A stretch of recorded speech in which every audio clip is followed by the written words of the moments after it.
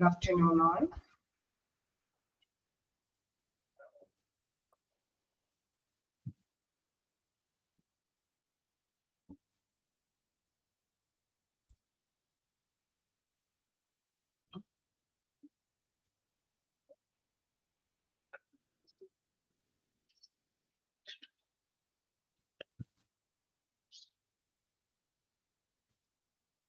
കഴിഞ്ഞ ക്ലാസ്സിൽ എടുത്തതോ വായിച്ചു നോക്കിയായിരുന്നോ?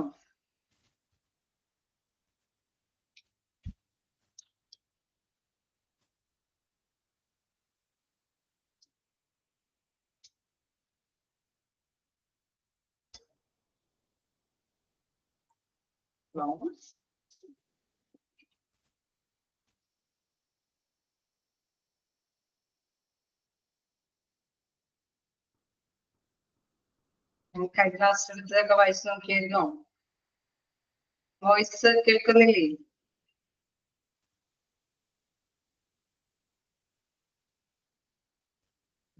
ഓക്കെ, അപ്പൊ നമ്മള് എന്താ കഴിഞ്ഞ ക്ലാസ്സിൽ എടുത്തത്?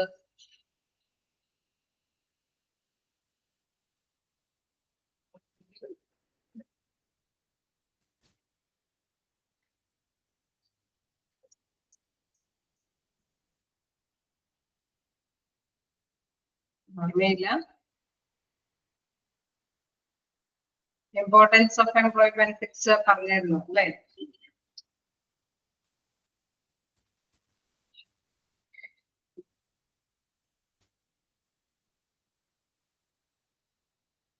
ആണോ?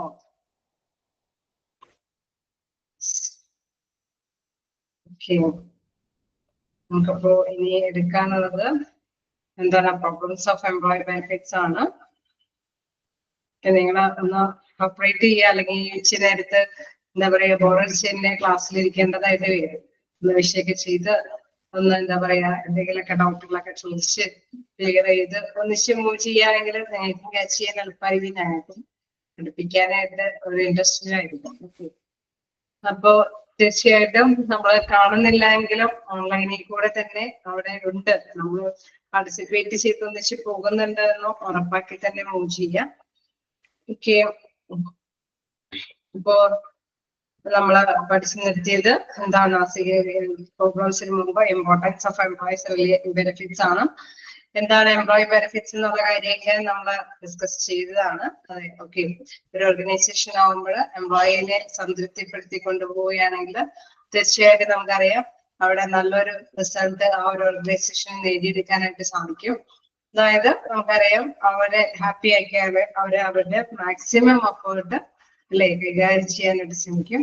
അങ്ങനെയാണ് സാധാരണയായിട്ട് ഒരു ഓർഗനൈസേഷനിലെ എംപ്ലോയർ തൊഴിലുടമ തൊഴിലാളികൾക്ക് വേണ്ടിയിട്ട് എന്തെങ്കിലും ഫ്രിഞ്ച് ബെനിഫിറ്റ്സുകളൊക്കെ അഡീഷണൽ ആയിട്ട് സാലറിക്ക് പുറമെ കൊടുക്കുന്ന ബെനിഫിഷ്യൽ പാക്കേജ്, അത് തീർച്ചയായിട്ടും അവരുടെ നല്ലൊരു ബെറ്റർ റിസൾട്ടിന് വേണ്ടിയിട്ട് തന്നെയാണ്. ഓക്കെ, ഇനി അതിൻ്റെതായിട്ടുള്ള കുറച്ച് പ്രോബ്ലംസുകളും ഉണ്ട്.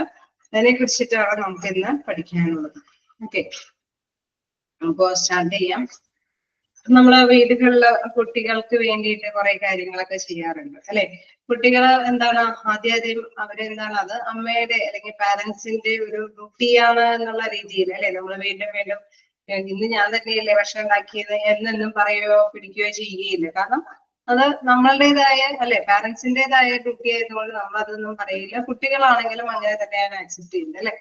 അപ്പോ ഇവിടെ പ്രധാനമായിട്ടും പറയുന്ന ഫസ്റ്റ് അല്ലെ, ഇവിടെ കുറച്ച് പ്രോബ്ലംസിനെ കുറിച്ച് പറയുന്നുണ്ട്. ഫസ്റ്റില് sentence certain problems that may arise while administering employee benefit programs which are follows എന്ന് പറഞ്ഞുകൊണ്ടാണ് തുടങ്ങുന്നത്. അതിൽ ഫസ്റ്റ് വൺ പറയുന്നത് പാരന്റലിസം ചാർജ് ആണ്. അപ്പൊ തീർച്ചയായിട്ടും ഇങ്ങനെ അല്ലെ കുട്ടികൾക്ക് വേണ്ടിയിട്ട് നമ്മൾ ചെയ്യുന്നതിന് എന്താണ് അതൊരു സാധാരണ രീതിയിലുള്ള അർഹിക്കുന്ന ഒരു ബെനിഫിഷ്യൽ പാക്കേജ് ആണ് എന്നുള്ള രീതിയിൽ തന്നെയാണ് ഇവിടെ കമ്പനിയിലും എന്താണ് എംപ്ലോയീസിന് വേണ്ടിയിട്ട് എംപ്ലോയർ എന്തെങ്കിലുമൊക്കെ ചെയ്യുമ്പോൾ അവർ ധരിച്ചു വെക്കുന്നത്. ഓക്കെ, നോക്കാം. When numerous benefits are offered by the employers to their employees, it seems as if the company is playing the role of the parents and the employees are their children. Okay, ഇവിടെ പ്രധാനമായിട്ടും എംപ്ലോയറുടെ role എന്ന് പറയുന്നത് പാരന്റിന്റെ ഒരു റോളാണ്. അവിടെയുള്ള employees എന്ന് പറയുന്ന ചിൽഡ്രന്റെ ഒരു റോളാണ് അവിടെ കൈകാര്യം ചെയ്തു പോകുന്നത്. അതായത് എംപ്ലോയറിൽ നിന്നും എംപ്ലോയിക്ക് ലഭ്യമാകുന്ന ബെനിഫിഷ്യൽ പാക്കേജ് എന്ന് പറയുന്നത് പാരന്റ് കുട്ടികൾക്ക് ലഭ്യമാക്കുന്ന തരത്തിലുള്ള ബെനിഫിഷ്യൽ പാക്കേജ് ആണ് എന്നുള്ള ഒരു രീതിയാണ് ഇവിടെ കൈകാര്യം ചെയ്തു പോകുന്നത്. Sometimes the employees develop feelings that the service and the benefits offered to them are actually their rights, which is actually not correct. Okay. അത് നമ്മൾ ചെയ്ത് കൊടുത്തില്ല എങ്കിൽ അത് എന്താ പറയുക, അതിന് ശരിയല്ല അല്ലെ. നമ്മള് ഇപ്പൊ ഒരു ട്രെയിനിങ് ഒക്കെ അവിടെയുള്ള എംപ്ലോയീസിനെ ലഭ്യമാക്കുക എന്നുള്ളത് തീർച്ചയായിട്ടും റിസ്ക് എടുത്തിട്ടാണ് എംപ്ലോയർ അവർക്ക് വേണ്ടിയിട്ട് ലഭ്യമാക്കി കൊടുക്കുന്നത്. അതല്ലെങ്കിൽ എന്തെങ്കിലും അഡീഷണൽ ആയിട്ട് എന്തെങ്കിലും കോമ്പൻസേഷൻ ഒക്കെ അല്ലെ, സാലറിക്ക് പുറമെ എന്തെങ്കിലും കോമ്പൻസേഷനുകൾ പ്രൊവൈഡ് ചെയ്യുന്നുണ്ടെങ്കിൽ അതെന്താണ്, തീർച്ചയായിട്ടും അതിനും റിസ്ക് എടുത്തിട്ടാണ് എംപ്ലോയർ എംപ്ലോയിക്ക് വേണ്ടിയിട്ട് പ്രൊവൈഡ് ചെയ്യുന്നത്. പക്ഷെ അവരുടെ അല്ലെ എംപ്ലോയിയുടെ കൺസെപ്റ്റിൽ എന്താണ്, അത് ആക്ച്വലി റൈറ്റ്സ് ആണ് അല്ലെ, അവരുടേതായിട്ടുള്ള തീർച്ചയായിട്ടും ഞങ്ങൾക്ക് ലഭ്യമാക്കേണ്ട യാഥാർത്ഥ്യമായിട്ടുള്ള ഒരു അവകാശം തന്നെയാണ് ഈ പറഞ്ഞ സംഭവങ്ങളെല്ലാം. ഈ പറഞ്ഞ കോമ്പൻസേഷൻ ആണെങ്കിലും ട്രെയിനിങ് ആണെങ്കിലും എല്ലാം തന്നെ എംപ്ലോയിയായ ഞങ്ങൾക്ക് അവകാശപ്പെടുന്ന റൈറ്റ്സുകൾ തന്നെയാണ് എന്നുള്ളതാണ് അവരുടെ കാഴ്ചപ്പാടില്. അതായത് പാരന്റ് എന്ന നിലയിലാണ് എംപ്ലോയറെ അവിടെ അനുമാനിക്കുന്നത്. ഓക്കെ, ക്ലിയർ ആവുന്നുണ്ടോ?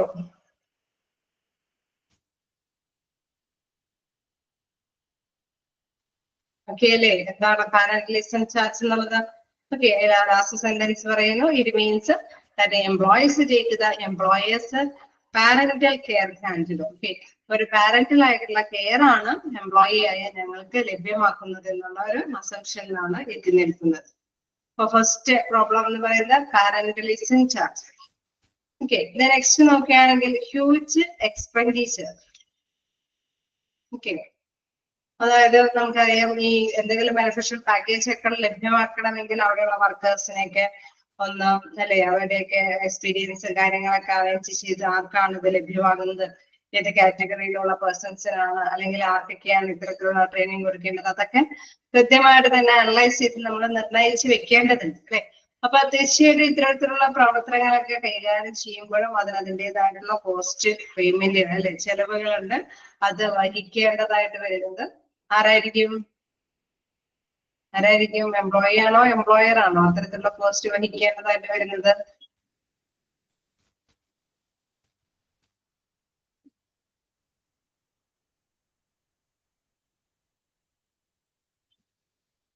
Employer. Okay,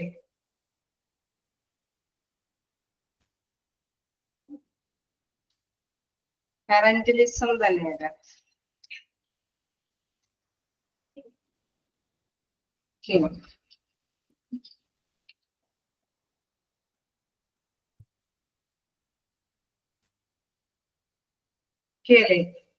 next huge expenditure.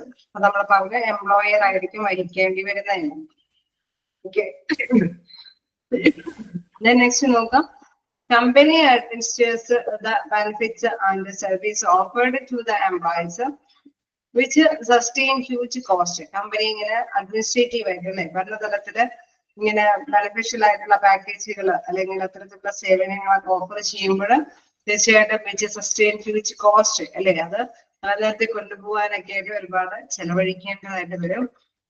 It involves a tedious process of making large outlays of direct and indirect financial expenditure, and also involves substantial paperwork.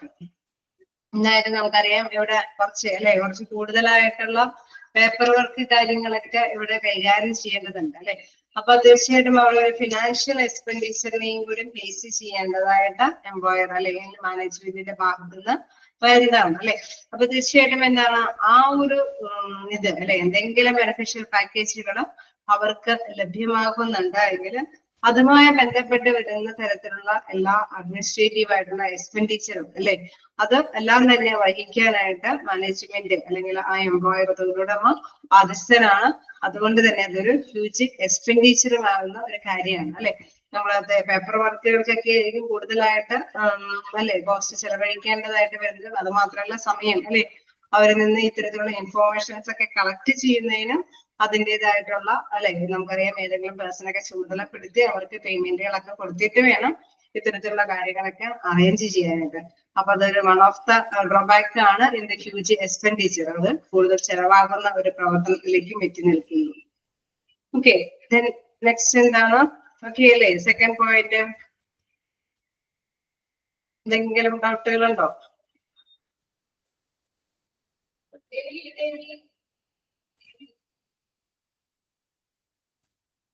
Second പോയിന്റിൽ എന്തെങ്കിലും ഡൗട്ടുകളുണ്ടോ?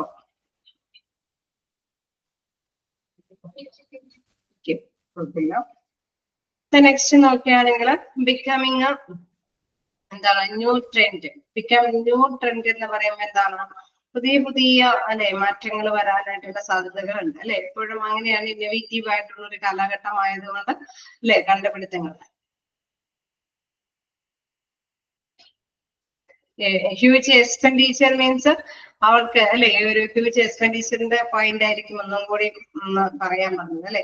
ഹ്യൂജ് എക്സ്പെൻഡിച്ചർ എന്ന് പറയുന്നതിന്റെ കാരണം പേപ്പർ വർക്കുകളെല്ലാം ചെയ്ത് അല്ലെ എത്രത്തോളം തൊഴിലാളികൾക്കാണെങ്കിൽ beneficial package അർഹമായത്. ചിലപ്പോ ആണെങ്കിൽ ഒരു ട്രെയിനിങ് പ്രോസസ്സ് അല്ലെങ്കിൽ കൂടുതലായിട്ട് ഓവർ ഡ്യൂട്ടി ചെയ്യുന്നവരെ അവർ കോമ്പൻസേഷൻ പദ്ധതിയിലേക്ക് ഉൾപ്പെടുത്തുകയാണെങ്കിൽ, അല്ലെങ്കിൽ ചിലർക്കെങ്കിലും എന്താണ് ട്രാവലിംഗ് അലവൻസ് പ്രൊവൈഡ് ചെയ്യുമ്പോൾ, അപ്പൊ അത് ഏത് കാറ്റഗറിയിലുള്ള പേഴ്സൺസ് ആർക്കൊക്കെയാണ് ഇതിന്റെ അല്ലെ കൃത്യമായിട്ടുള്ള യൂസേജ് കിട്ടുന്നത് അവരെല്ലാം കണ്ടെത്തി അത്തരത്തിലുള്ള കാര്യങ്ങളൊക്കെ കണ്ടെത്തുന്നതിനും, അത് മാത്രമല്ല അതിന്റെ പ്രൊസീജിയേഴ്സും കാര്യങ്ങളൊക്കെ നടപ്പാക്കുന്നതിന് ആവശ്യമായിട്ടുള്ള പേപ്പർ വർക്കുകളൊക്കെ ചെയ്യേണ്ടതുണ്ട് അല്ലെ. അപ്പൊ അതിനെല്ലാം ഒരു നിശ്ചിത കോസ്റ്റ് നീക്കി വെക്കേണ്ടതായിട്ട് വരും.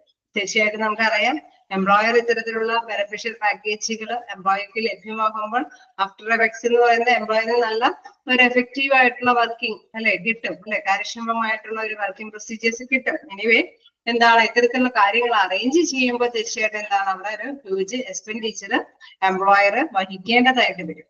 ഓക്കെ, അതാണ് സെക്കൻഡ് പോയിന്റ് ആയിട്ട് പരാമർശിച്ചിരിക്കുന്നത്. ക്ലിയർ ആയോ? അല്ലെങ്കിൽ അത് നേരിട്ടോ അല്ലാതെയോ പരോക്ഷമായിട്ടോ അല്ലെ, അതാണ് അവിടെ പറയുന്നത് large outlays of direct and indirect financial expenditure and also involves substantial paper work. അവിടെ ഡയറക്റ്റ് ആയിട്ട് ചിലപ്പോൾ ഒരു പക്ഷേ നമുക്കറിയാം നേരിട്ട് ഇപ്പൊ ഒരു മോണിറ്ററി ബെനിഫിറ്റ്സ് ആണ് കൊടുക്കണമെങ്കിൽ എന്താണ് സാലറിയോടൊപ്പം തന്നെ ആ പാക്കേജ് കൂടിയും അഡീഷണൽ ആയിട്ട് എന്താണ് പണപരമായിട്ടുള്ള രീതിയിലുള്ള സേവനം അല്ലെ, പണപരമായ രീതിയിൽ തന്നെ അത് വർദ്ധിപ്പിച്ചു കൊടുക്കേണ്ടതുമായിട്ടുണ്ട്. ചിലപ്പോൾ ഒരുപക്ഷെ നോൺ മോണിറ്ററി വർക്ക്സ് ആണ് കൊടുക്കണമെങ്കിൽ അവിടെ ഫിനാൻഷ്യൽ ആയിട്ടുള്ള ഒരു സപ്പോർട്ട് അല്ല, പക്ഷെ അവിടെ എന്താണ് അവിടെ സ്ട്രക്ചറിലൊക്കെ എന്തെങ്കിലും വേരിയേഷൻസ് വരുത്തേണ്ടി വരും അല്ലെ. ഒരു ലീഡർഷിപ്പ് പവർ നിശ്ചിത രീതിയിലുള്ള വ്യക്തികൾക്ക് ഓഫർ ചെയ്യുകയാണെങ്കിൽ തീർച്ചയായിട്ടും എന്താണ് അത് അവരെ കണ്ടുപിടിക്കേണ്ടതുണ്ട് അല്ലെ. കൂടുതൽ എക്സ്പീരിയൻസ് അല്ലെങ്കിൽ കൂടുതൽ ടാർഗറ്റ് സെറ്റ് ചെയ്തത് ആരാണെന്നൊക്കെ കണ്ടെത്തേണ്ടതുണ്ട്.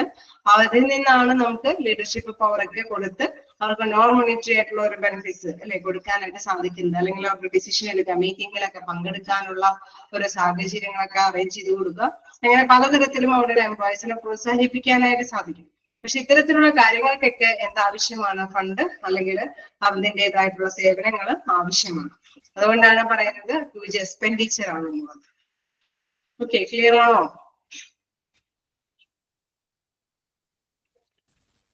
ഓക്കെ ആണോ?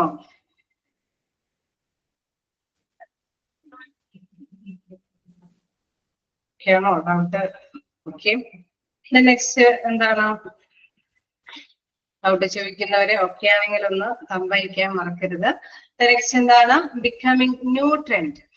ഓക്കെ, അതായത് നമ്മളിപ്പോ എന്തെങ്കിലും അല്ലെ തീർച്ചയായിട്ടും എന്താണ് നമ്മൾ പുതിയ പുതിയ കാര്യങ്ങളൊക്കെ വരുമ്പോൾ അതിലേക്ക് ഇൻവോൾവ് ചെയ്യാനായിട്ട് ശ്രമിക്കേണ്ടതുണ്ട് അല്ലെ. ചലഞ്ചസിനെ ഫേസ് ചെയ്തിട്ട് വേണം മുന്നോട്ട് പോകാനായിട്ട്.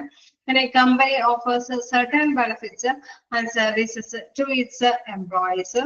ഇത് establishes a process of competition in other companies as well, and in order to prove themselves as better, other companies also started providing these benefits. Okay, നമ്മളിപ്പോ ഒരു കമ്പനിയിൽ ഒരുപാട് ഓഫറുകളൊക്കെ കൊടുക്കുകയാണ്.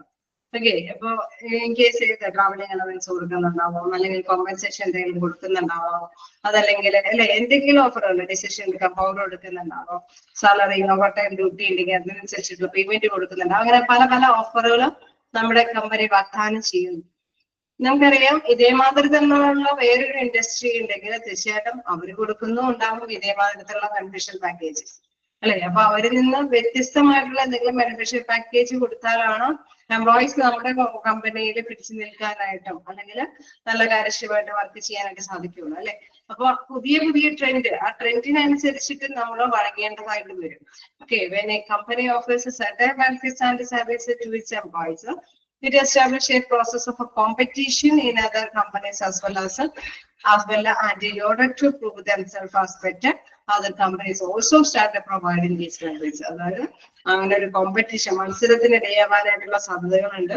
അപ്പൊ അവരിൽ നിന്ന് വ്യത്യസ്തമായിട്ട് നമുക്ക് എന്ത് പ്രൊവൈഡ് ചെയ്യാം എന്നുള്ള കാര്യത്തെ കുറിച്ച് ആലോചിക്കുകയും അതനുസരിച്ചിട്ടൊക്കെ നിലവിലെ അല്ലെ അത് ഇംപ്ലിമെന്റ് ചെയ്ത് കാര്യങ്ങളൊക്കെ മുന്നോട്ട് കൊണ്ടുപോകേണ്ടതൊക്കെ ആയിട്ട് വരും. Okay, some of the benefits which were previously unknown but now have become common are credit union and severance pay. Okay, നമുക്കറിയാം സെവറൻസ് പേ. ഓക്കെ, അതായത് പൊതുവെ നമുക്കറിയാം ചില കാര്യങ്ങൾ എന്നൊക്കെ പറയുന്നത് വളരെ അല്ലെ പ്രീവിയസ്ലി അത് അത്രയും നമ്മളെ പോപ്പുലർ ആയിട്ട് കേട്ടിട്ടുള്ള കാര്യങ്ങളായിരിക്കണം എന്നില്ല. പക്ഷെ നവ ഡേയ്സിൽ ചിലതൊക്കെ പ്രാധാന്യത്തോട് കൂടിയിട്ട് വരുന്ന പലതരത്തിലുള്ള ബെനിഫിഷ്യൽ പാക്കേജുകളാണ്, അല്ലെ? അപ്പൊ അങ്ങനത്തെ നമ്മളിപ്പോ ഓഫറുകൾ കൊടുക്കുമ്പോൾ ഒറ്റയ്ക്ക് നമ്മൾ കുറച്ച് ഓഫറുകൾ ഇങ്ങോട്ട് പ്രൊവൈഡ് ചെയ്ത് കൊടുക്കാനായിട്ട് ശ്രമിക്കാതെ തന്നെ അത് കറക്റ്റായിട്ട് അത് അനലൈസ് ചെയ്തിട്ട് അതിലെന്തെങ്കിലും അല്ലെ ഡ്രോബാക്സുകളൊക്കെ ഉണ്ടോ, അത് പുതിയ ട്രെൻഡിന് ചേർന്ന വിധത്തിലാണോ, അത് ഇച്ചിരി കൂടി നമ്മുടെ കമ്പനിയിൽ നിന്ന് നല്ല നല്ല പേഴ്സൺസ് വിട്ടുപോവാതിരിക്കാൻ സഹായിക്കുമോ, അല്ലെങ്കിൽ മറ്റുള്ളവരെ അല്ലെ ഇപ്പൊ ഒരു റിക്രൂട്ട്മെന്റ് നടപടികളിലേക്ക് മറ്റുള്ളവരെ നല്ല പോസ്റ്റിലേക്ക് ആൾക്കാരെ അല്ലെ ആപ്ലിക്കേഷൻസ് സ്വീകരിക്കാനായിട്ട് പറ്റുമോ, അങ്ങനെയൊക്കെയുള്ള രീതികളൊക്കെ അനലൈസ് ചെയ്തതിനു ശേഷം മാത്രമാണ് ഫ്രഞ്ച് ബെനിഫിറ്റ്സ് തീരുമാനിക്കാനായിട്ട് സാധിക്കുകയുള്ളൂ. Okay,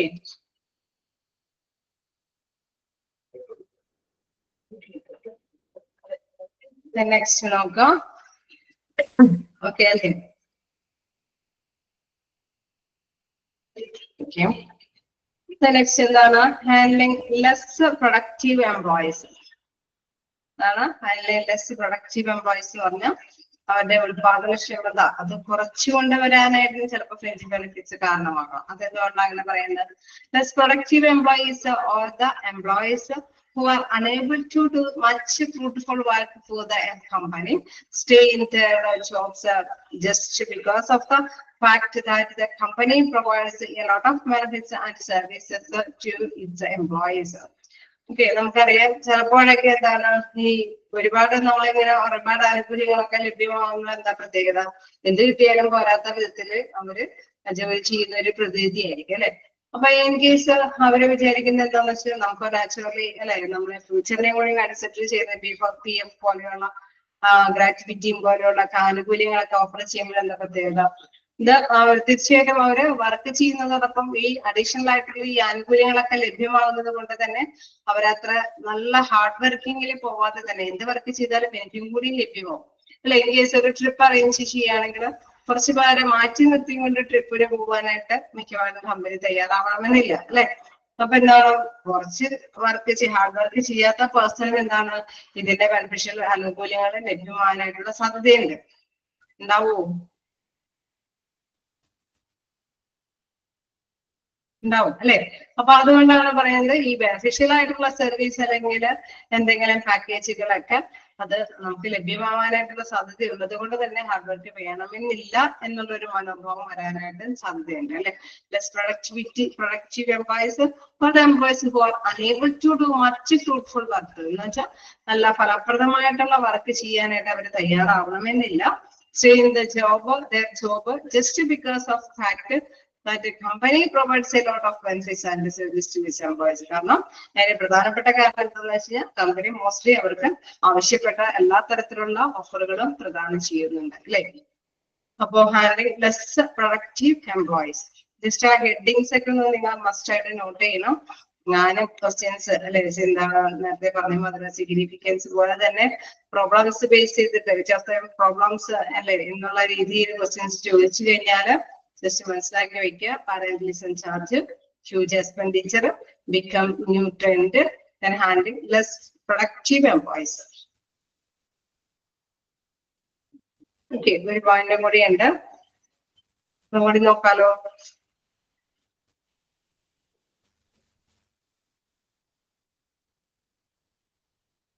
Okay. Okay. Avoiding other employees functions. Avoiding other employee functions. എന്താ പ്രധാനമായിട്ടും പറയുന്നത്? ജീവനക്കാരുടെ പ്രവർത്തനങ്ങളെ അല്ലെ അവിടെ അവോയ്ഡ് അതർ എംപ്ലോയീസ് ഫങ്ഷൻസ് ചിലപ്പോൾ ജീവനക്കാരുടെ പ്രവർത്തനങ്ങളെയൊക്കെ മാറ്റി നിർത്താനും സാധ്യതയുണ്ട്. നോക്കാം എന്താന്നുള്ളത്. While paying attention towards the employees benefits and service, the employer generally becomes more focused on its provision and administration. Okay, എപ്പോഴും ഈ പ്രൊവിഷനുകളെ ഏതൊക്കെ ബെനിഫിറ്റ്സ് കൊടുക്കണം, ഏതൊക്കെ പാക്കേജുകൾ അവർക്ക് കൊടുക്കണം, അല്ലെങ്കിൽ അങ്ങനെയുള്ള കാര്യങ്ങളെ കുറിച്ചിട്ടാണ് എംപ്ലോയറുടെ മൈൻഡിൽ എപ്പോഴും വരുന്നതെങ്കിൽ എന്താ പ്രത്യേകത? അവർക്ക് മറ്റു കാര്യങ്ങളൊക്കെ ചെയ്യാനായിട്ട് സാധിക്കാതെ വരും അല്ലെ. The employer generally becomes more focused on its profession and administration. In such cases, other aspects of personal programs are fully neglected or at least attention is paid to them. Then consequently, due to our emphasizing on these benefits and service, employees often develop a concern for their future security instead of a present productivity. Okay, നമ്മളിപ്പോ insurance പാക്കേജുകളും കാര്യങ്ങളൊക്കെ പറയുകയാണെങ്കിൽ okay ഇവരെന്താണ് ഈ ആനുകൂല്യങ്ങൾക്ക് അല്ലെ സാധാരണ രീതിയിലുള്ള സാലറിക്ക് പുറമെയാണ് ഇത്തരത്തിലുള്ള ആനുകൂല്യങ്ങളൊക്കെ ലഭ്യമാകുന്നത്. അപ്പൊ പേഴ്സണലി എന്താണ് വ്യക്തിപരമായി തന്നെ അവരുടെ മൈൻഡിലേക്ക് വരുന്നു. ഓക്കെ ഫ്യൂച്ചറിനെയും കൂടി നമ്മൾ കൺസിഡർ ചെയ്തിട്ട് സെക്യൂർ ആയിട്ടാണ് മുന്നോട്ട് പോകുന്നത് അല്ലെ. അപ്പൊ അതുകൊണ്ട് തന്നെ എന്താണ് എംപ്ലോയറിനെ സംബന്ധിച്ച് എന്താണ് മറ്റു കാര്യങ്ങളിലേക്ക് കൂടുതൽ ഈ ബെനിഫിഷ്യൽ ആയിട്ടുള്ള പാക്കേജിനെ കുറിച്ചിട്ട് തന്നെ കുറെ അവലോകനങ്ങൾ ചെയ്ത് നടപ്പാക്കാനൊക്കെ ആയിട്ട് ശ്രമിക്കേണ്ടി വരും അല്ലെ. അപ്പൊ അവിടെ എന്താണ് തീർച്ചയായിട്ടും സാധാരണ രീതിയിലുള്ള വർക്കിംഗ് കാര്യങ്ങളൊക്കെ അത് സുഖപ്രദമായിട്ട് അല്ലെങ്കിൽ സൗകര്യപ്രദമായിട്ട് നിറവേറ്റുന്നതിൽ കുറച്ച് പാരായ്മകളൊക്കെ വരാനായിട്ടുള്ള സാധ്യതയുണ്ട്. കാരണം എന്താ more focus on its profession and administration. ഈ ഇത്തരത്തിലുള്ള ബെനിഫിഷ്യൽ പാക്കേജിനാണ് കൂടുതലായിട്ട് ഫോക്കസ് ചെയ്യുന്നത് അല്ലെ. അപ്പൊ എന്താണ് പറയുന്നത്? In such case other aspect of personal programs are fully neglected. മറ്റു കാര്യങ്ങളൊക്കെ ചർച്ചയ്ക്ക് പോലും ഇല്ലാതെ തന്നെ അങ്ങനെ വിട്ടുകളയുന്ന രീതിയും ഇത്തരത്തിലുള്ള ബെനിഫിഷ്യൽ ആയിട്ടുള്ള പാക്കേജിന് വേണ്ടിയിട്ട് സംഘടനകൾ വരുന്നു. അത് എന്താണ് ചർച്ചയ്ക്ക് എടുക്കുന്നു, അതിനൊരു തീരുമാനത്തിലേക്ക് എത്തുന്നു, അല്ലെങ്കിൽ എന്താണ് നോക്കൗട്ടും സ്ട്രൈക്കൊക്കെ ആയിട്ട് മുന്നോട്ട് പോകുന്നു. അങ്ങനെ പല രീതിയിൽ കോൺസെൻട്രേറ്റ് ചെയ്ത് പോകുമ്പോഴെന്താ പ്രത്യേക കമ്പനിയുടെ യഥാർത്ഥ പ്രവർത്തനങ്ങൾ മന്ദഗതിയിലാവാനായിട്ടുള്ള സാധ്യതകളുണ്ട്. ക്ലിയർ ആയോ? ജസ്റ്റ് വായിച്ചു നോക്കാം.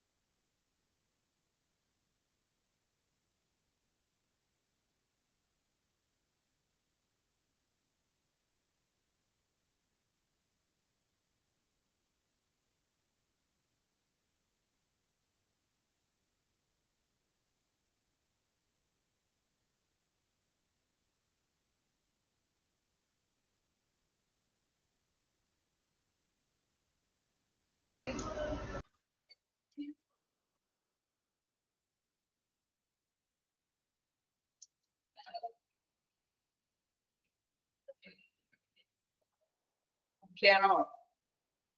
വായിച്ചു നോക്കിയോ? ഓക്കെയാണോ? നമുക്ക് നെക്സ്റ്റ് ഭാഗത്തേക്ക് പോവാം. നിങ്ങൾ ആ പോയിന്റ്സ് ഹെഡിങ് ഒക്കെ ജസ്റ്റ് നോക്കി പോവാം. ഓക്കെ. Next employee relations. ഇതാണ് എന്ന് പറയുന്നത് employee relations. Okay. Employee relations എന്ന് പറയുമ്പോൾ നമ്മൾ ഒരു സ്ഥാപനമാകുമ്പോൾ തീർച്ചയായിട്ടും അവിടെ ബന്ധങ്ങൾ വേണം അല്ലെ? നല്ലൊരു ബന്ധങ്ങൾ, ആരൊക്കെ തമ്മിൽ നല്ലൊരു ബന്ധങ്ങൾ വേണ്ടി വരും? ആരൊക്കെ തമ്മിലായിരിക്കും? ഒരു കമ്പനി, ഒരു വലിയൊരു കമ്പനി ആണെങ്കിൽ അവിടെ ബന്ധങ്ങൾ കാത്തു സൂക്ഷിക്കുന്നു. റിലേഷൻഷിപ്പ് ബിറ്റ്വീൻ ആരൊക്കെ തമ്മിൽ നല്ല നല്ല ഒരു ബന്ധങ്ങൾ വേണ്ടി വരും?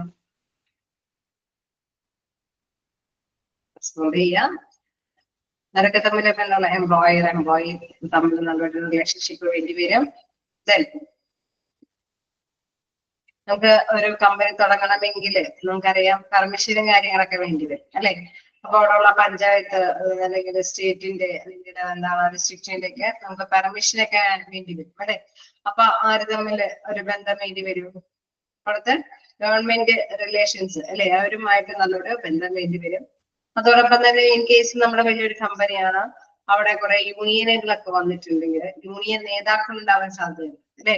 അപ്പൊ അവര് തമ്മിലൊരു ബന്ധം വേണ്ടി വരില്ലേ? വേണ്ടി വരും അല്ലെ? അപ്പൊ ഇങ്ങനെ പലതരത്തിലുള്ള വ്യക്തികൾ തമ്മിൽ നമ്മളിപ്പോ ഇൻ കേസ് വേറൊരു കാര്യം പറയുകയാണെങ്കിൽ നമ്മളിപ്പോ ഒരു പ്രൊഡക്ഷൻ ആണ് നമ്മുടെ കമ്പനി. അപ്പൊ നമ്മൾ കുറേ സാധനങ്ങൾ ഉത്പാദിപ്പിക്കുന്നത് നമ്മുടെ ഉദ്ദേശം പോലെ മറ്റൊരു രാജ്യത്തിൽ അതിനെ സെയിൽ ചെയ്യാന്നുള്ള കണ്ടീഷനാണ്. ഓക്കെ. ഇൻ കേസ് അങ്ങനെ വരുമ്പോൾ നമുക്ക് എക്സ്പോർട്ട് അല്ലെ, ഒരു ഇമ്പോർട്ടും എക്സ്പോർട്ടൊക്കെ നടത്തേണ്ടതായിട്ട് വരും. അപ്പൊ അവര് അല്ലെ മറ്റൊരു കൺട്രി ആയിട്ട് നമ്മള് എന്താണ് നാഷണലി തമ്മിലുള്ള ഒരു റിലേഷൻഷിപ്പിനേക്കാൾ അപ്പുറം ഗ്ലോബലി നമുക്കൊരു തമ്മിൽ നല്ലൊരു ബെറ്റർ റിലേഷൻഷിപ്പ് വേണ്ടി വരും. വരില്ലേ? എങ്കിൽ മാത്രമല്ലേ നമ്മുടെ സാധനങ്ങൾ അവിടേക്ക് ഇമ്പോർട്ട് ചെയ്ത് അവർക്ക് ഇമ്പോർട്ട് ചെയ്ത് ഇറക്കി അവർക്ക് അവിടെ സെയിൽ ചെയ്യാനൊക്കെ ആയിട്ട് സാധിക്കുള്ളൂ അല്ലെ? ഡിസ്ട്രിബ്യൂഷൻ കാര്യങ്ങളൊക്കെ നടപടികളിലേക്കും എടുക്കാൻ സാധിക്കുള്ളൂ. ഇൻ കേസ് നല്ലൊരു ബെറ്റർ റിലേഷൻഷിപ്പ് ഒന്നും ഇല്ല എങ്കിൽ ഇത്തരത്തിലുള്ള ഓപ്പർച്യൂണിറ്റി ഉണ്ടാവാനുള്ള സാധ്യതയും കുറവാണ് അല്ലെ? അപ്പൊ തീർച്ചയായിട്ടും എംപ്ലോയീസ് റിലേഷൻസ് പ്രധാനപ്പെട്ട ഒരു ഭാഗം തന്നെയാണ്. അതായത് എംപ്ലോയി നമ്മുടെ തൊഴിലാളികൾ തൊഴിലുടമയും തമ്മിൽ അല്ലെങ്കിൽ എന്താണ് ഗവൺമെന്റ് തമ്മിൽ, അതല്ലെങ്കിൽ എന്താണ് വ്യത്യസ്ത യൂണിയൻ ആണെങ്കിൽ യൂണിയൻ നേതാക്കളൊക്കെ തമ്മിൽ നല്ലൊരു ബെറ്റർ റിലേഷൻഷിപ്പ് അവിടെ മെയിൻറ്റെയിൻ ചെയ്ത് കൊണ്ടുപോകേണ്ടത് ആവശ്യമാണ്. നോക്കാം, നമുക്ക് ഡെഫിനിഷനിലേക്ക് നോക്കാം.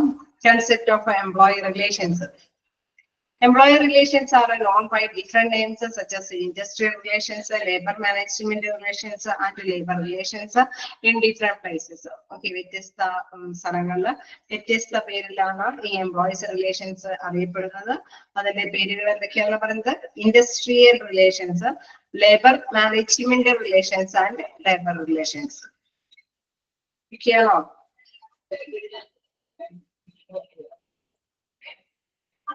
ഓക്കെ. അപ്പൊ ആ പോയിന്റ് ഒന്ന് അണ്ടർലൈൻ ചെയ്യേണ്ടതാണ്. വ്യത്യസ്ത പേരിൽ അറിയപ്പെടാം അല്ലെ?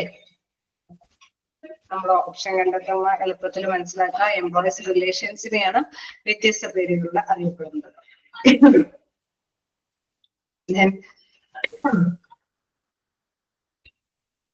It is distinguished by prompt changes, industrial troublenesses and pooling philosophies both nationally and internationally, and hence represents one of the most intricate challenges for the modern industrial societies. Okay, ഇവിടെ പ്രധാനമായിട്ട് മനസ്സിലാക്കേണ്ട കാര്യം വ്യവസായ തർക്കങ്ങളൊക്കെ ഉണ്ടാവാനായിട്ട് സാധ്യതയുണ്ട് അല്ലെ? ട്രബിൾസും കാര്യങ്ങളൊക്കെ വരാനായിട്ടുള്ള കാര്യങ്ങളുണ്ട്. എന്ന് വെച്ചാൽ വ്യവസായ തർക്കങ്ങൾ വരാനുള്ള ഒരേപോലെ ഇപ്പോഴത്തെ പ്രത്യേകത എന്താണ്? ഇവിടെ ഒരു റെസ്റ്റോറന്റ് തുടങ്ങി കുറച്ചൊക്കെ കഴിയുമ്പോൾ വേറൊരു റെസ്റ്റോറന്റ് ഉണ്ടാവും അല്ലെ? അല്ലെങ്കിൽ നമ്മൾ ഇവിടെ ഒരുതാളം തുടങ്ങുന്നത് അതിനോട് ചേർന്ന് തന്നെ അതേ രീതിയിലുള്ള മറ്റൊരു ഷോപ്പ് കൂടി ഉണ്ടാവും. അപ്പൊ അവിടെ തീർച്ചയായിട്ടും എന്താണ് കോൺഫ്ലിക്ട്സുകൾ വരാൻ സാധ്യതയുണ്ട്. നമുക്കറിയാം വലിയ വലിയ കമ്പനി ആണെങ്കിലും നമുക്കറിയാം അതിൻ്റെതായിട്ടുള്ള ട്രബിളുകൾ വരാനായിട്ടുള്ള സാധ്യതകൾ ഉണ്ട് അല്ലെ? അപ്പൊ തീർച്ചയായിട്ടും എന്താണ് ഇത് പറയുന്ന പ്രധാനപ്പെട്ട കാര്യങ്ങളായത് എന്താണ്? It distinguish by prompt changes industrial troubleness and എന്താണ് പറയുന്നത് colliding philosophies both nationally and internationally അല്ലെ? അവിടെ തീർച്ചയായിട്ടും എന്താണ് ഒരു കൂട്ടായ ഒരു തത്വചിന്തകളൊക്കെ ഉണ്ടാക്കി കൊണ്ടുവരേണ്ടതായിട്ട് വരും. അതായത് നമ്മളിപ്പോ പല എഗ്രിമെന്റിലൊക്കെ ഒപ്പുവെക്കും അല്ലെ? നേതാക്കന്മാര് രാജ്യത്തിലെ പ്രധാനമന്ത്രിയോ അല്ലെങ്കിൽ മീൻസ് അവരുടെ കുറെ അല്ലെ അവരുടെ മറ്റു രാജ്യങ്ങളുടെ ആണെങ്കിലും പ്രധാനപ്പെട്ട വ്യക്തികൾ തമ്മിലൊക്കെ നമ്മൾ കരാറുകളിലൊക്കെ ഏർപ്പെടേണ്ടതായിട്ട് വരും അല്ലെ. വ്യവസായമാണെങ്കിലും വ്യവസായ മന്ത്രിമാര് തമ്മിൽ അല്ലെ. ഇൻ കേസ് നമുക്കറിയാം അവരുടേതായിട്ടുള്ള ഓരോ രാജ്യത്തിനും അംഗീകാരമുള്ള പേഴ്സൺസ് അല്ല. അപ്പൊ അവര് തമ്മിൽ നല്ലൊരു കരാറിലൊക്കെ ഏർപ്പെട്ടുകൊണ്ടാണ് ബിസിനസ്സിനെ ഇങ്ങനെയുള്ള ഡെവലപ്പ് ചെയ്യാനുള്ള ഓപ്പർച്യൂണിറ്റികളൊക്കെ സൃഷ്ടിക്കുന്നത് അല്ലെ. അപ്പൊ തീർച്ചയായിട്ടും എന്താണ് ഇതിൽ പറയുന്ന പ്രധാനപ്പെട്ട കാര്യം എന്ന് പറയുന്നത് എന്താണ് ഈ പലതരത്തിലുള്ള തത്വചിന്തകളൊക്കെ വരുമ്പോൾ നാഷണലി നമ്മൾ ദേശീയമായിട്ടും എന്താണ് ഇന്റർനാഷണൽ കഴിഞ്ഞാൽ ദേശത്തിന് പുറത്ത് മറ്റുള്ള രാജ്യങ്ങളുമായിട്ടൊക്കെ തന്നെ നമുക്ക് പല തത്വചിന്തകളും ഉൾപ്പെടുമ്പോൾ representable of the most integrated challenges for the modern industrial societies. Okay, നമുക്കറിയാം ഈ കാലഘട്ടത്തിലാണെങ്കിൽ ഒരുപാട് ചേഞ്ചസ് വരുന്നുണ്ട് അല്ലെ. മെഷീന്റെ ഡെവലപ്മെന്റ് ആയതുകൊണ്ട് തന്നെ എന്താണ് ഹ്യൂമൻ റിസോഴ്സിനെ അതപ്പം തന്നെ അല്ലെ ഇടം പിടിക്കുന്ന ഒരു ഘടകമാണ് നമ്മുടെ മെഷീനുമായി ഡിപ്പെൻഡ് ആയ കാര്യങ്ങൾ. അപ്പൊ ഇവിടെ എന്താണ് ആ ഒരു റിലേഷൻഷിപ്പ് ചിലപ്പോണെങ്കിൽ നമുക്കറിയാം ഒരു സംഭവം നമുക്ക് ഇമ്പോർട്ട് ചെയ്തിട്ട് അത് ചിലപ്പോൾ ഓപ്പറേറ്റ് ചെയ്യാനായിട്ട് നമുക്ക് അറിയണമെന്നില്ല അല്ലെ.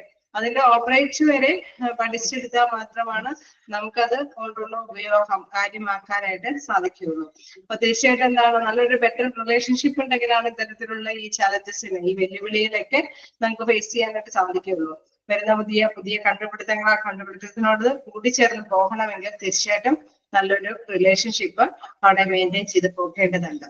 Then it is a constantly changing process that is based on a societal patterns and the economic system and the political organization of the country.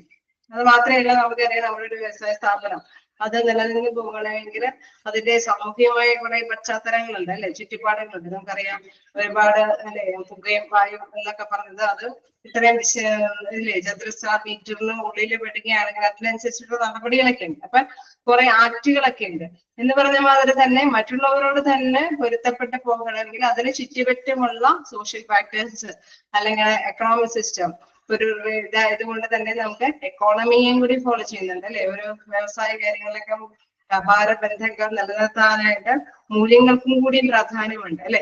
അപ്പൊ ആ വിനിമയ കാര്യങ്ങളിലൊക്കെ നമ്മൾ ഒരുപോലെ തന്നെ പങ്കാളിയാകേണ്ടതുണ്ട്. രാഷ്ട്രീയപരമായിട്ടുള്ള കുറെ കാര്യങ്ങളുണ്ട്. യൂണിയൻ നേതാക്കളൊക്കെ മുന്നിട്ട് നിന്നുകൊണ്ട് ഏതെങ്കിലും കമ്പനികളുടെ പ്രവർത്തനങ്ങളിൽ മുന്നിട്ട് നിൽക്കുന്നുണ്ടെങ്കിൽ അവരൊക്കെ ബെറ്റർ കമ്മ്യൂണിക്കേഷനോട് കൂടിയിട്ട് നല്ലൊരു അറ്റാച്ച്മെന്റ് മെയിൻറ്റെയിൻ ചെയ്ത് പോയാലാണ് അവിടെ തർക്കങ്ങളൊന്നും ഇല്ലാതെ തന്നെ ആ ബിസിനസ് റൺ ചെയ്യാനായിട്ട് സാധിക്കുകയുള്ളൂ. അപ്പൊ തീർച്ചയായിട്ടും പലതരത്തിലുള്ള ഫാക്ടേഴ്സുകളിൽ ബന്ധപ്പെടുന്ന വ്യക്തികളുമായിട്ടൊരു ബെറ്റർ റിലേഷൻഷിപ്പ് മെയിൻറ്റെയിൻ ചെയ്ത് കൊണ്ടുപോകേണ്ടത് ആ ഇൻഡസ്ട്രിക്ക് അതിന്റെ ഡെവലപ്മെന്റിന് ആവശ്യമായിട്ടുള്ള ഒരു പ്രധാനപ്പെട്ട കാര്യമാണ്. സോ അതുകൊണ്ട് തന്നെയാണ് നമ്മൾ എന്താണ് വ്യത്യസ്ത പേരുകളിൽ ഈ എംപ്ലോയീസ് റിലേഷൻസിന് അറിയപ്പെടുന്നത് industrial relations, labour management relations, labour relations. തൊഴിലാളികളുടെ കടം എടുത്തു കഴിഞ്ഞാൽ നമുക്കറിയാം തൊഴിലാളികളും തൊഴിലുടമയും തമ്മില് അല്ലെങ്കിൽ യൂണിയൻ നേതാക്കൾ തമ്മില് ഗവൺമെന്റ് തമ്മിലൊക്കെ നല്ലൊരു ബെറ്റർ റിലേഷൻഷിപ്പ് ഉണ്ട് അല്ലെ. ഇൻഡസ്ട്രി എടുത്തു കഴിഞ്ഞാൽ മറ്റൊരു ഇൻഡസ്ട്രി തമ്മില് അല്ലെങ്കിൽ ഗ്ലോബലി നമ്മുടെ മറ്റു രാജ്യങ്ങളിലെ വ്യവസായ എഗ്രിമെന്റുകളൊക്കെ അതൊക്കെ തമ്മിൽ നല്ലൊരു മ്യൂച്വൽ അണ്ടർസ്റ്റാൻഡിങ് വേണം. നല്ലൊരു ബെറ്റർ റിലേഷൻഷിപ്പ് അവിടെ ആവശ്യമാണ്. ഓക്കെ, ക്ലിയർ ആണോ?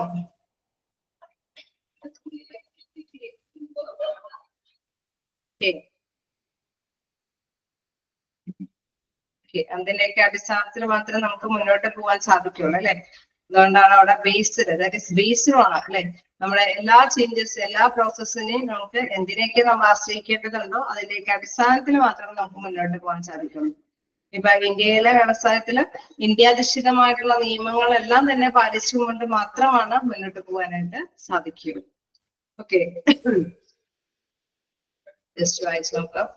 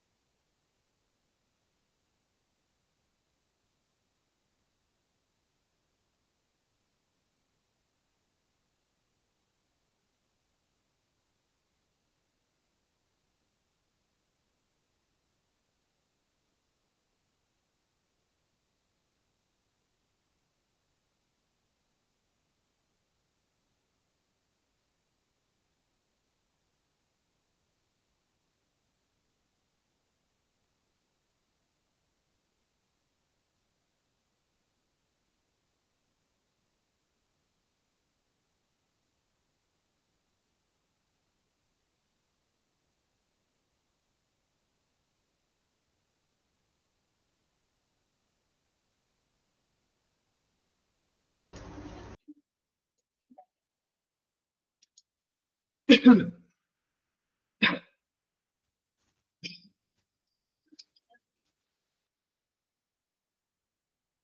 അപ്പൊ നമ്മള് കണ്ടു എന്താണ് ഇൻഡസ്ട്രിയൽ റിലേഷൻ എന്ന് കണ്ടു. വീണ്ടും industrial relations is made up of 2 words, industry and relations, where industry denotes a fruitful and creative activity that involves individuals or group of people, and the relations denotes association between employer and employee, employee and employee, labor union and management, organization and society, etc. അപ്പൊ അതില് പ്രധാനമായിട്ട് നമ്മൾ മനസ്സിലാക്കുന്നത് industrial relations എന്ന് പറയുമ്പോൾ 2 words ആണ് അല്ലെ. അല്ല, ഇൻഡസ്ട്രി എന്ന് പറയുന്നത് എന്താ വെച്ചാൽ അതിന് പ്രധാനമായിട്ട് പറയുന്നത് industry denotes A fruitful and creative activity that involves individuals or group of people എന്ന് വെച്ചാൽ എന്താണ് ഫലപ്രദമായ അല്ലെങ്കിൽ സൃഷ്ടിപരമായിട്ടുള്ള പ്രവർത്തനങ്ങളാണ് ഇൻഡസ്ട്രിയൽ റിലേഷൻസിൽ സൂചിപ്പിക്കുന്നത് അല്ലെ. അതില് പ്രധാനമായിട്ട് പറയുന്നുണ്ട് that involves individuals or a group of peoples and the relations denotes association between employer അല്ലെ. അതിലെന്താണ് ഓരോ വ്യക്തികൾ അല്ലെങ്കിൽ ഗ്രൂപ്പ് ഓഫ് പീപ്പിൾസ് അവരുടെ ആ ഒരു നല്ല ബന്ധം അല്ലെ, അത് തീർച്ചയായിട്ടും എന്താണ് തൊഴിലുടമയ്ക്കും തൊഴിലാളിക്കും അതേമാതിരി തന്നെ തൊഴിലാളികൾ തമ്മിലും അതേമാതിരി ലേബർ യൂണിയൻ ആൻഡ് മാനേജ്മെന്റ് അവിടെയുള്ള എന്താണ് തൊഴിലാളി സംഘടനകൾ അല്ലെങ്കിൽ തൊഴിലാളി യൂണിയനും മാനേജ്മെന്റും തമ്മിൽ ഓർഗനൈസേഷൻ ആൻഡ് സൊസൈറ്റി, അതായത് സംഘടനയും ആ സൊസൈറ്റിയും തമ്മിലൊക്കെ നല്ലൊരു അവേദ്യമായിട്ടുള്ള ബന്ധം നിലനിർത്തി കൊണ്ടുപോകേണ്ടത് ആവശ്യമാണ്. Which exist in the industry. Therefore, industrial relations is the relationship between the employees and the management, which is a direct or indirect result of the union-employer relationship.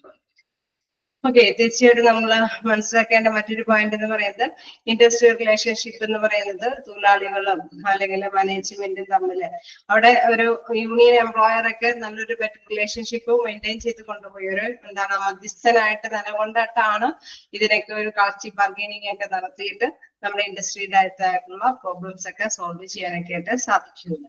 അപ്പൊ തീർച്ചയായിട്ടും അവിടെ വേണ്ടിയിരിക്കേണ്ട ഒരു പ്രധാനപ്പെട്ട കാര്യം എന്ന് പറയുന്നത് എല്ലാവരോടും നല്ലൊരു റിലേഷൻഷിപ്പ് ഉണ്ടാക്കി കൊണ്ടുപോകേണ്ടത് ആവശ്യമാണ്. ഓക്കെ, ക്ലിയർ ആണോ? ഓക്കെ, ഇൻട്രൊഡക്ഷനിലാണ്.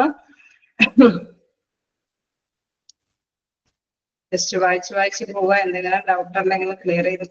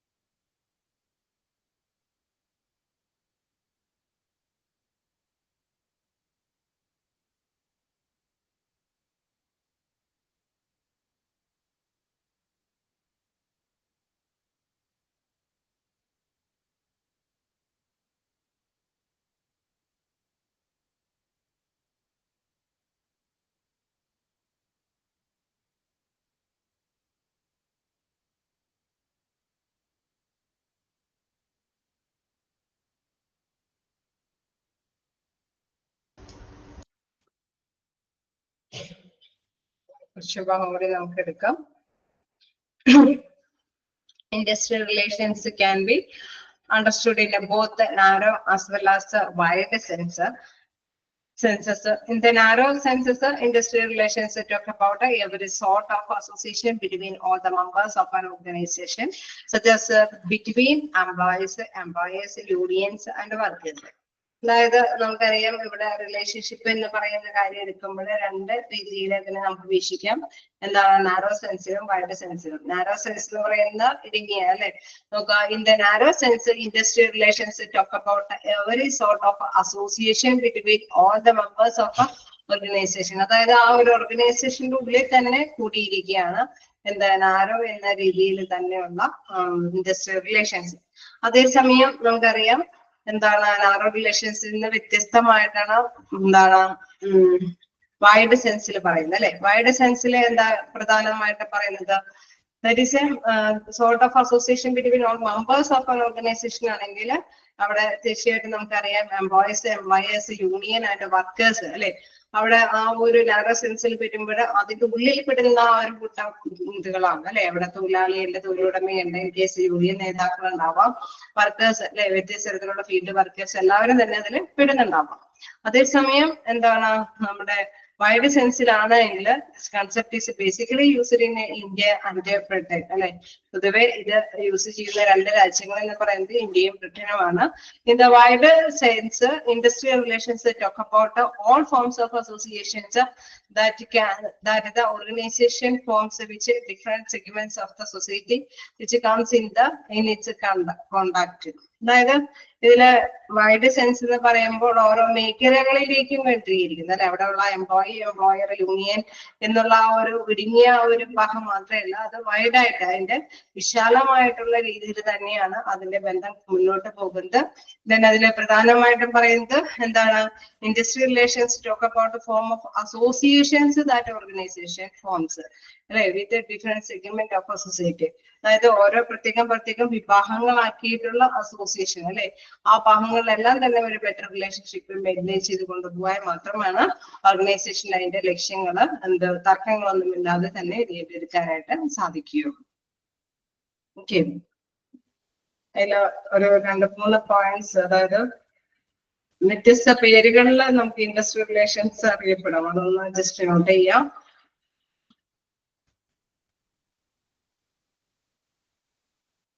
അതേ തന്നെ നമ്മൾ നേരത്തെ പറഞ്ഞ മാത്രം റിലേഷൻഷിപ്പില് അല്ലെ, ഒരു നാരോ റിലേഷൻഷിപ്പില് എന്തൊക്കെ തരത്തിലുള്ള ആൾക്കാരുകളാണ് അല്ലെ ഇൻവോൾവഡ് ആവുന്നത്.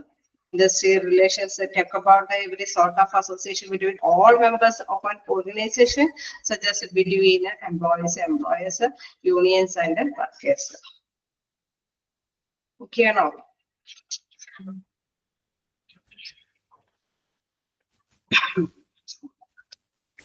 ഒരു ചെറിയ തൊണ്ടവേദനയുണ്ട്. അപ്പൊ കൂടുതൽ നേരം പറയുമ്പോൾ ഒരു ചെറിയ ചൂടുവെള്ളം എടുത്തിട്ടാണെന്ന് ചെയ്യുന്നത്. അതുകൊണ്ടാണ് ഇടയ്ക്കൊന്ന് ബ്രേക്ക് ചെയ്യുന്നത്. അങ്ങനെ മരുന്ന് വെച്ചിട്ട് അങ്ങ് മാറുന്നില്ല. ഓക്കെ, നിങ്ങള് കുറച്ച് സഹകരിക്കുക. ഓക്കെ,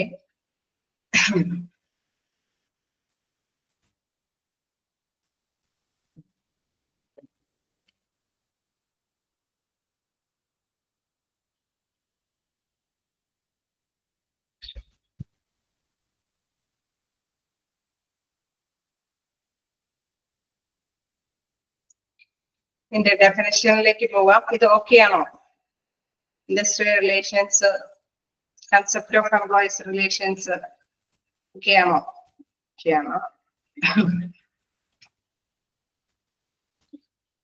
നമുക്ക് അതിന്റെ ഡെഫിനിഷനിലേക്ക് പോവാം. According to the ILO. എന്താണ് ILO എന്ന് പറയുന്നത്? ILO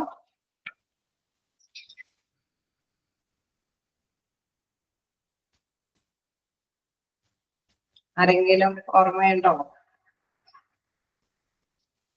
ഞാനത് പറഞ്ഞിട്ടുണ്ടെന്ന് തോന്നുന്നു. ഇവിടെ തന്നെയല്ലേ, ഈ ക്ലാസ്സിൽ തന്നെയല്ലേ ILOന്റെ ഫുൾ ഫോം പറഞ്ഞിട്ടുണ്ടെന്ന് തോന്നുന്നു.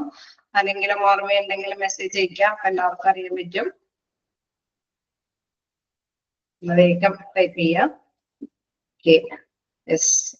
ആർക്കെങ്കിലും നോട്ട് ചെയ്യാനുണ്ടെങ്കിൽ just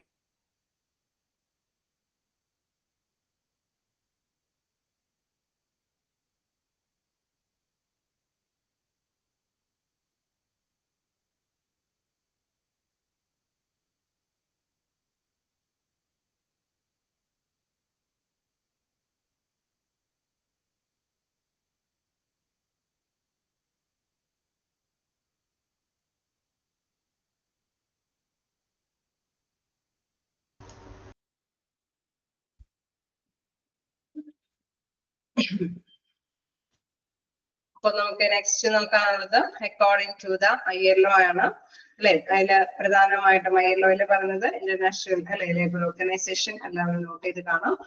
industrial relations deals with either the relationship between the state and the employers and workers organization or the relation between the occupational organizations themselves. Okay, അതില് മനസ്സിലാക്കേണ്ട ഒരു കാര്യം എന്ന് പറയുന്നത് എന്താണ്, relationship between the state and the employers അല്ലെ. അവിടെ എന്താണ് ബന്ധം എന്ന് പറയുന്നത് അവിടെയുള്ള സ്റ്റേറ്റ് എംപ്ലോയീസ് അതേമാതിരി തന്നെ തൊഴിലുടമയും തമ്മിൽ, അതേമാതിരി തന്നെ അവിടെയുള്ള വർക്കേഴ്സ് അല്ലെ, ഓർഗനൈസേഷനിലെ വർക്കേഴ്സ് തമ്മിലുള്ള ബന്ധം. ഒപ്പം തന്നെ എന്താണ് the relationship between occupation organisations themself, അതായത് നമ്മുടെ തൊഴിലാളികളുടേതായിട്ട് രീതിയിലുള്ള സംഘടനകൾ, അതുമായി ബന്ധപ്പെട്ടുള്ള ബന്ധങ്ങൾ. അപ്പം പലതരത്തിലുള്ള ബന്ധങ്ങൾ ഉണ്ടാവുമെന്ന് നമ്മൾ മനസ്സിലാക്കി. അതില് ഫസ്റ്റ് ഐലോന്റെ അഭിപ്രായത്തിലുള്ള ഇൻഡസ്ട്രിയൽ റിലേഷൻസിൽ പറയുന്നത് ഇതിൽ എന്താണ്, ഇത് the relationship between the state and the employers and workers organisation or the relationship between occupation organisations themselves. അപ്പൊ അവിടെ ഒരു രണ്ടു തരത്തിലുള്ള വ്യവസായ ബന്ധങ്ങൾ അല്ലെ, അവിടെ വ്യവസായ ബന്ധങ്ങൾ സംസ്ഥാനവും തൊഴിലുടമകളും തൊഴിലാളികളും അല്ലെ സംഘടനകളൊക്കെ തമ്മിലുള്ള ബന്ധത്തിനാണ് പ്രാധാന്യം കൊടുക്കുന്നത് അല്ലെ, അല്ലെങ്കിൽ തൊഴിൽ സംഘടനകൾ തമ്മിൽ അല്ലെ, relationship between occupation organisation themself. തൊഴിൽ സംഘടനകൾ തമ്മിലുള്ള ബന്ധത്തിനെയാണ് ഇവിടെ എന്താണ് ഇൻഡസ്ട്രിയൽ റിലേഷൻഷിപ്പിനെ വിവരിക്കുന്നത്. ഞാൻ ഇതില് പഠിക്കാനുള്ള ജസ്റ്റ് കാര്യം എന്ന് പറയുന്നത്, നിങ്ങൾക്ക് ഡെഫിനേഷൻ ഇതാണെന്ന് ഉണ്ടാവില്ലെന്ന് അറിയാം, അപ്പൊ നിങ്ങൾ ബൈ ഹാർട്ട് ആവുമ്പോൾ പഠിക്കണ്ട. പക്ഷെ പ്രധാനമായിട്ട് മനസ്സിലാക്കേണ്ടത് ഓരോ ഡെഫിനേഷനും ആരാണിത് ഇങ്ങനെയൊന്ന് അഭിപ്രായപ്പെട്ടത് അല്ലെ, അപ്പൊ അത് കൃത്യമായിട്ട് തന്നെ അവിടെ നിങ്ങളുടെ മൈൻഡിൽ ഉണ്ടായിരിക്കണം. എങ്കിൽ മാത്രമാണ് ഒരു ഡെഫിനേഷൻ എഴുതി കഴിഞ്ഞ് കഴിഞ്ഞാൽ ഓപ്ഷൻസ് വരുമ്പോൾ ILO ആണോ അല്ലെങ്കിൽ പ്രൊഫസർ പ്ലേറ്റ് ആണോ ഡെയിലി ഓർഡർ ആണോ എന്നൊക്കെ ഉള്ളത് നിങ്ങൾക്ക് ക്ലാരിഫൈ ചെയ്യാനായിട്ട് സാധിക്കുകയുള്ളൂ. ഓക്കെ, ക്ലിയർ ആണോ?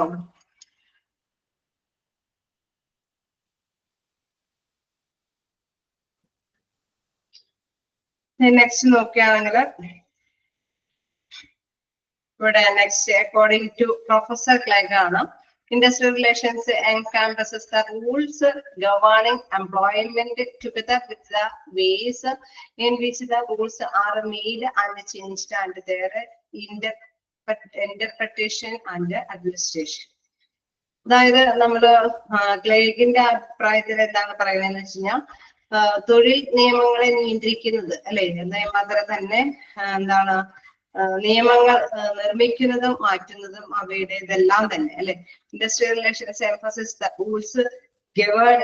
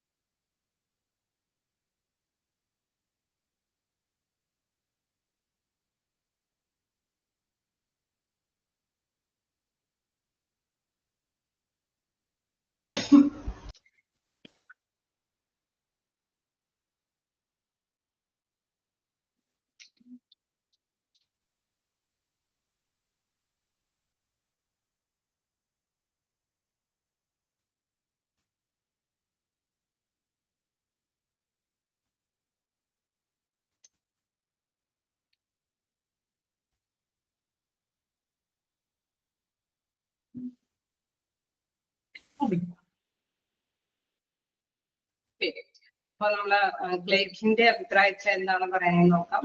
Industrial relation encompasses the rules governing employment together with the ways in which the rules are made and changed and their interpretation and administration.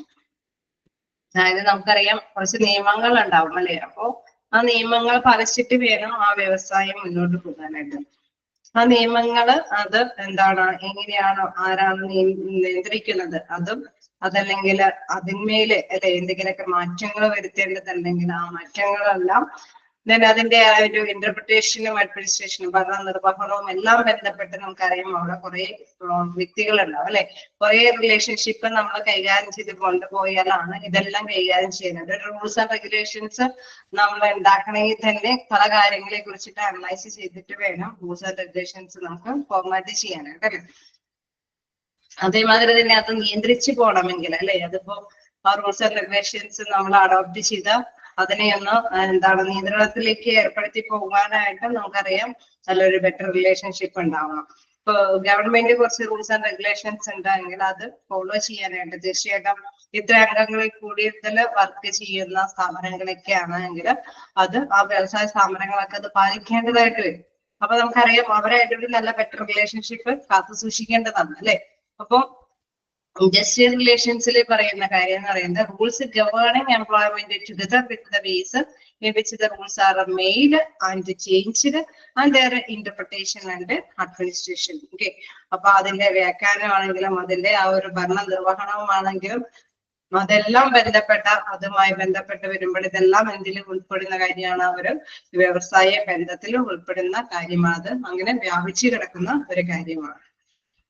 Then വീണ്ടും according to Delhi order അഭിപ്രായത്തിൽ industrial relations ആണ് relationship between management and employees or among employees and their organization that characterize and throughout the employment.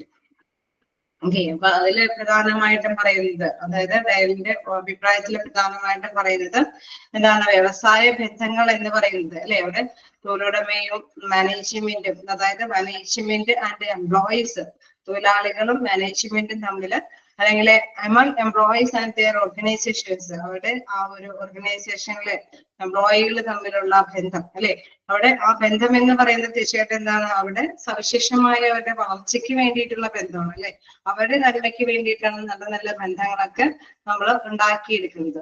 In case അവിടെ കോൺഫ്ലിക്ട്സുകൾ ഇല്ലാതിരിക്കാൻ വേണ്ടിയിട്ടാണ് ബന്ധങ്ങൾ ഉണ്ടാക്കിയെടുക്കുന്നത് അല്ലെ. ഒരു തർക്കങ്ങളൊന്നും ഇല്ലാതെ പോകാനായിട്ടാണ് നല്ലൊരു അഭേദ്യമായിട്ടുള്ള ബന്ധം ക്രിയേറ്റ് ചെയ്യുന്നത്.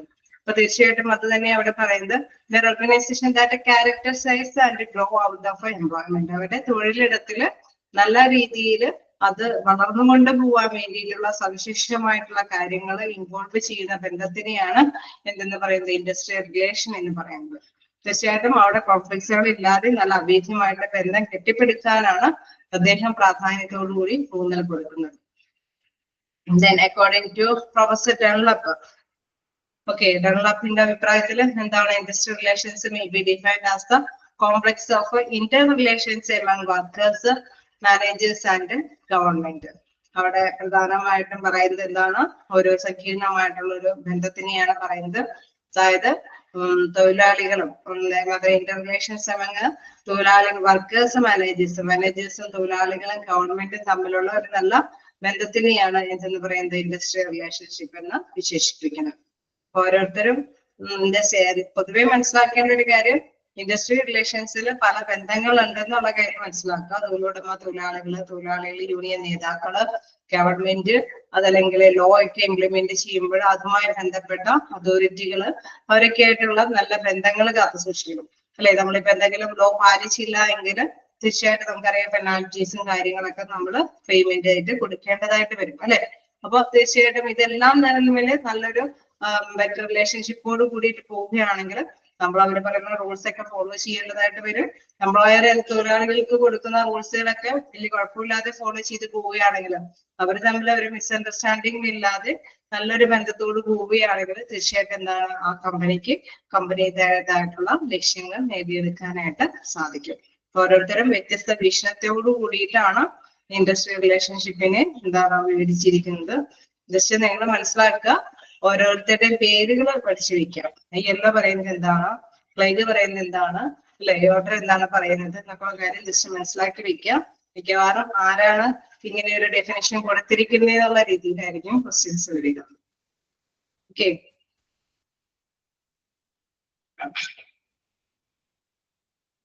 ക്ലിയർ ആണോ?